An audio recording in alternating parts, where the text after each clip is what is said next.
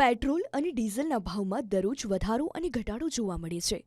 દેશમાં વિવિધ સ્થાનો પર પ્રતિદિન પેટ્રોલ અને ડીઝલના ભાવમાં વધઘટ જોવા મળતી હોય છે. ત્યારે વાત કરીએ તો આજે સવારે પેટ્રોલ કંપનીઓએ જાહેર કરેલા ભાવો પર એક નજર કરીએ. ગુજરાતમાં પેટ્રોલનો સરેરાશ ભાવ 95 રૂપિયા બોલાયો છે. જ્યારે મહાનગરોના પેટ્રોલના ભાવ જોઈએ તો અમદાવાદમાં આજે પેટ્રોલનો ભાવ 94.44 રૂપિયા પ્રતિ લીટર છે. અમદાવાદના પેટ્રોલના ભાવમાં છેલ્લે 3 મે 2025ના રોજ ફેરફાર કરાયો હતો, જેમાં -0.1 રૂપિયાનો ઘટાડો થયો છે. જ્યારે સુરતમાં 94.75, રાજકોટમાં 94.97 અને વડોદરામાં 94.15 રૂપિયા પ્રતિ લીટરે પેટ્રોલ વેચાઈ રહ્યું છે.